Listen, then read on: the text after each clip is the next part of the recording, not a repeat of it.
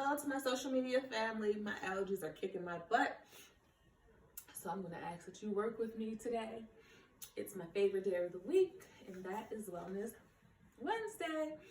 If you saw my Instagram post yesterday, then you saw I said I had to switch things up because the group of foods that I was eating, or the diet I was eating, was producing very slow results. And I'm really not used to that. When I am doing everything I'm supposed to be doing, my body usually responds very well.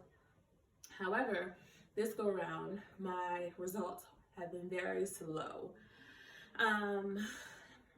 When I was 28, I followed a vegan diet for 40 days. I lost 20 pounds.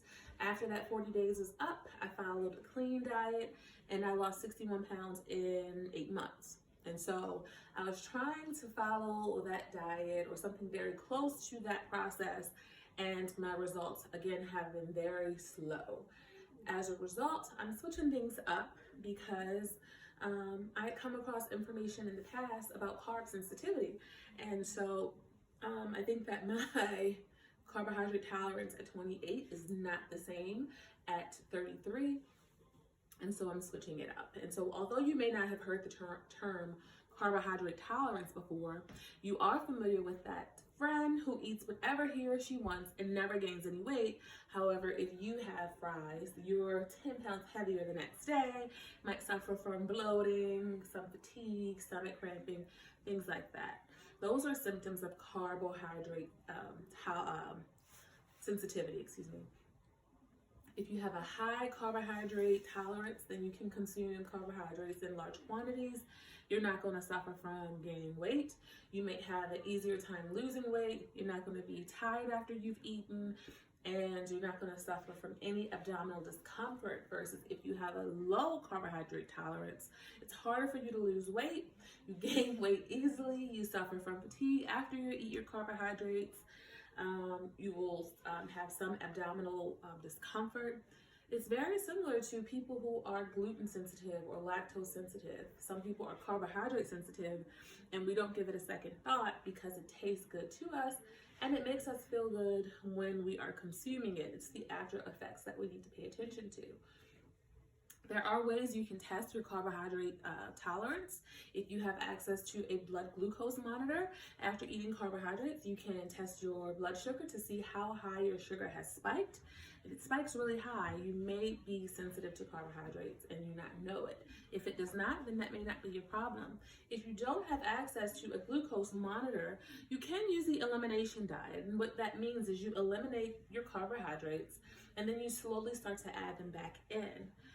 As long as you're not suffering from any discomfort. Cravings is a part of carbohydrate sensitivity as well, or carbohydrate tolerant, low carbohydrate tolerance. So if you start to add back carbohydrates and you're not suffering from fatigue, weight gain, abdominal discomfort, cravings, then wherever you are when you're, how can I word this?